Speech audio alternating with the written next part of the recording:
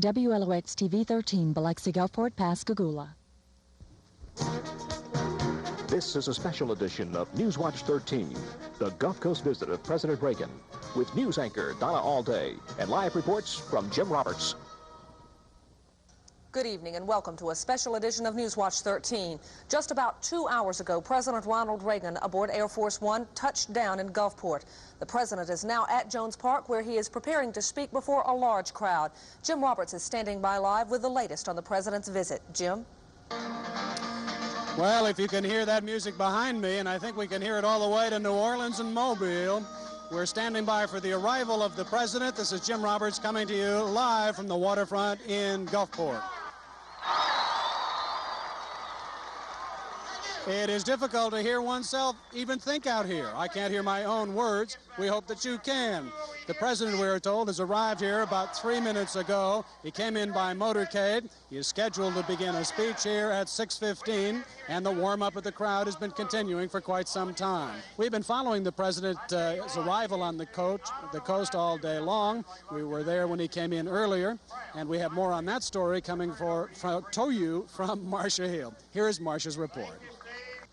After disembarking off Air Force One, the president spoke briefly with about a dozen state Republican leaders, including Congressman Trent Lott, Harrison County Sheriff Larkin Smith, and Long Beach Mayor Glenn Mitchell. The president reportedly told Sheriff Smith how glad he was to be in Mississippi, and Mayor Mitchell said talking to the president was the best feeling he's ever had. The motorcade then departed on its way to the Broadwater Beach Hotel, but not before making one stop along the way. The president sincerely thanked these Bayou View Elementary School students who enthusiastically turned out to welcome him with multicolored signs and banners. From the mouths of these babes came a question that every reporter has been trying to get an answer to. Am I going to put nuclear waste in Mississippi? Well, our Director of Energy has said we're not going to do anything against the state's will. And having been a governor myself of a state, I'm a great believer in states' rights. And how did these children feel about a lifetime opportunity to meet the President of the United States? I think he's the greatest person. I think he's number one. I've never seen a president in my life, and this is a lifetime chance for me. Marcia Hill, Newswatch 13. Well, we're told the motorcade is just about ready to round the corner. They've been holding off in the wings a few blocks from here in order to make that prompt arrival time at 6:15. President may, in spite of it all, be a little bit early. You can see what the crowd thinks of all this as they are cheering for the president. Waiting for him to arrive, there are literally tens of thousands of people that have flocked to the Gulfport waterfront. The Coast Guard patrolling the water side, 15 police and fire departments assisting in the security here for this major event. We're told that it may have been the largest crowd ever to gather for any political event in the state of Mississippi's history. As you can see on your screen right now, the motorcade is coming along Highway 90.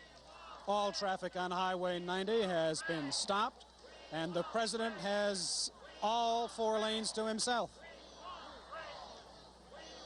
The chant, "We want Reagan," filling the South Mississippi air, as tens of thousands of people have gathered to welcome him here. It is likely to be his only stop before the November election.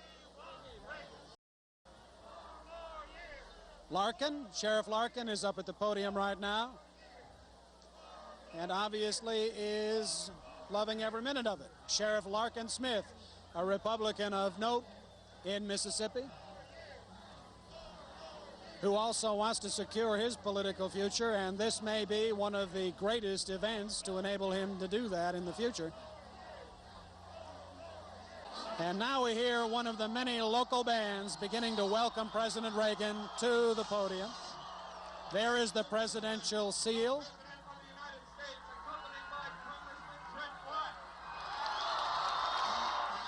Pascagoula High School providing us with the music. And there you see President Reagan on the podium. Trent Lott there, of course, shaking hands. Larkin Smith going down the line, making his way to that podium where we believe he'll deliver about a 15-minute speech. At the conclusion of that speech, he will be heading back down the coast to the Broadwater, where he'll be staying.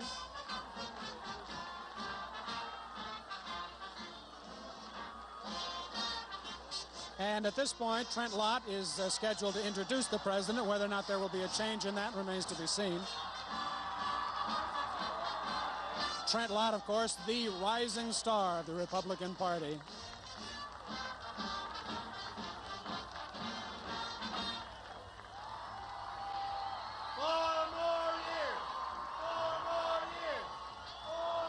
Co-chairman of the event, as I said, Harrison County Sheriff Larkin Smith and Gulfport Mayor Jack Barnett, both of them here. President Reagan obviously very much enjoying this, holding up his four fingers to say yes, he agrees. 4 more years. He holds a 12-point lead in the polls here in Mississippi right now. And we're going to turn you over to the podium for audio from here on. Republican platform, the Honorable Trent Lott. Thank you very much. Thank you, ladies and gentlemen. The President of the United States tonight is in Gulfport, Mississippi. Aren't you proud of that?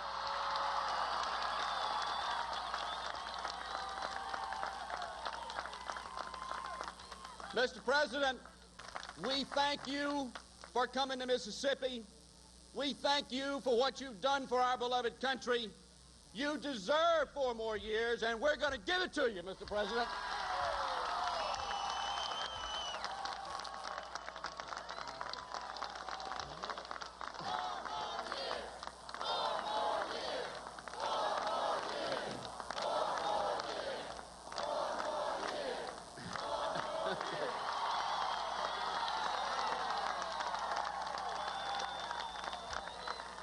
Ladies and gentlemen, join me in giving a Mississippi welcome to the President of the United States, Ronald Reagan.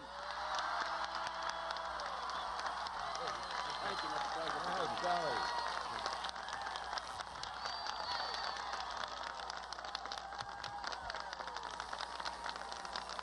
President. Thank you.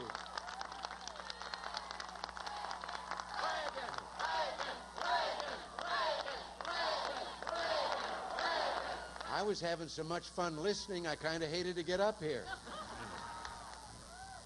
Thank all of you for a most heartwarming welcome. It's great to be in Gulfport. You know, I'm always happy when I visit this part of the country, maybe because you make me feel so much at home. You in the South have always given our country more than its share of greatness and courage.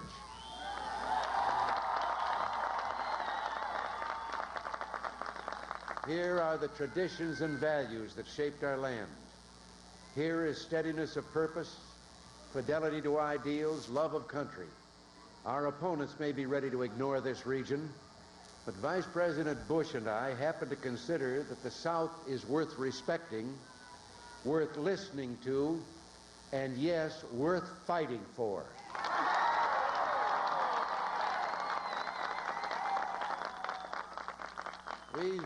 We've come here for one reason and one reason only, to win.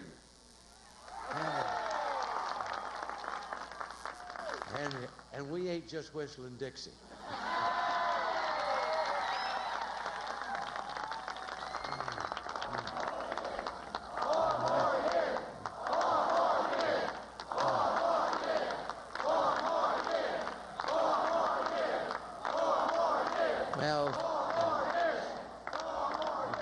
Well, I wasn't going to, but if you insist.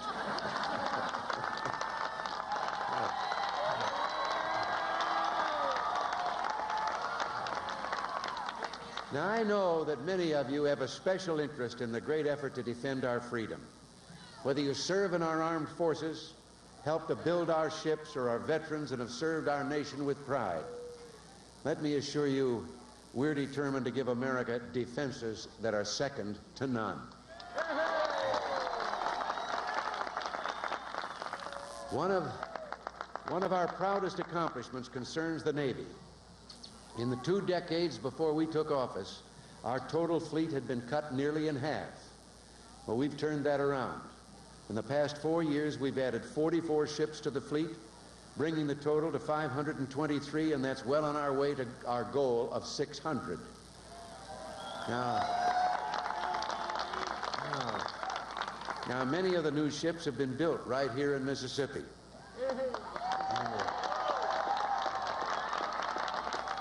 And when I look at the sleek ships around us, once again we can say with pride, Columbia is the gem of the ocean.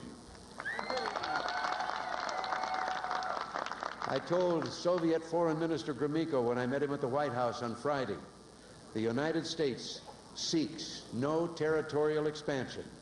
We make no attempts to impose our will on anyone, but we will never again allow America to let her guard down.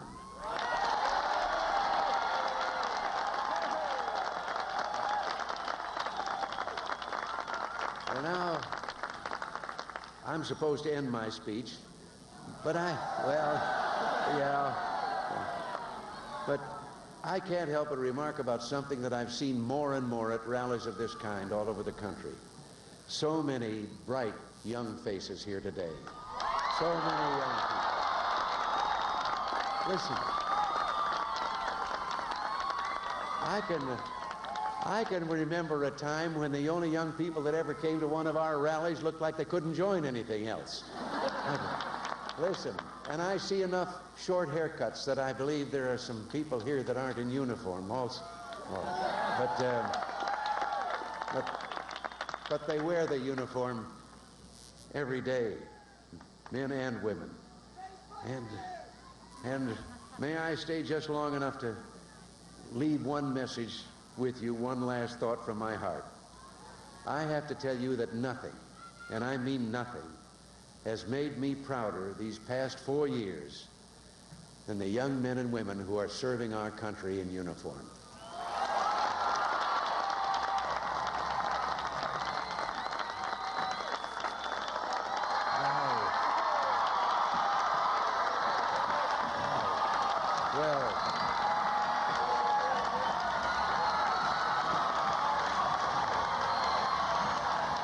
By any measure,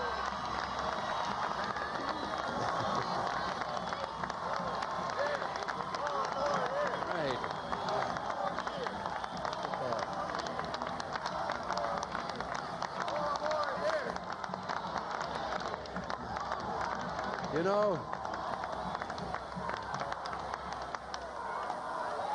by any measure, those young people I've mentioned are just the best. And I have to tell you something, and forgive me for using a word that you children should never use. Well, none of us should. But it's been said that back in World War II, as a matter of fact, it is a fact, that someone asked General George Marshall, what was the secret of America's success? What was our secret weapon in World War II?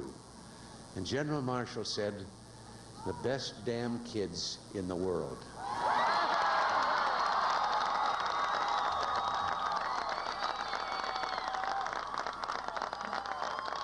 Well, the young men and women serving today are the grandsons and granddaughters of those heroes. And I'll tell you, he was right. They are still the best damn kids in the world.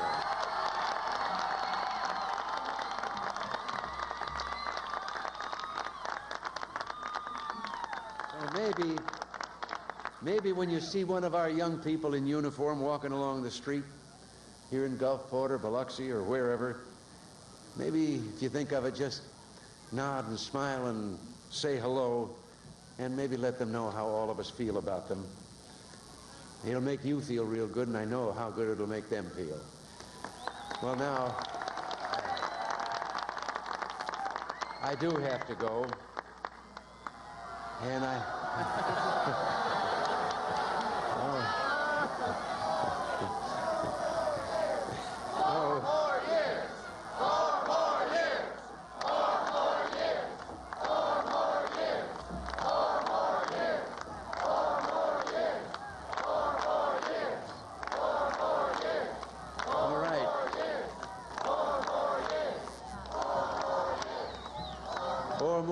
it'll be, and God bless you, and God bless America.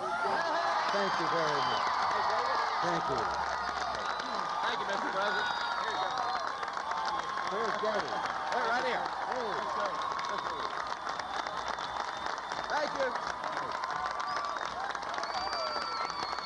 Thank you, Mr. President. Thank you. Send us all back there. Thanks again. We appreciate it. Thank you. Well, there you have it. The presidential address has been concluded. President Reagan shaking hands and saying goodbye to the people who helped put all this together. And he'll be heading to the Broadwater now for the rest of the evening. We'll be back in just a minute to tell you, recap some of the highlights of his speech, talk to Bill Miner to see what he thinks of it as a political commentator from the state of Mississippi. Also talk to some people in the street. Stay with us.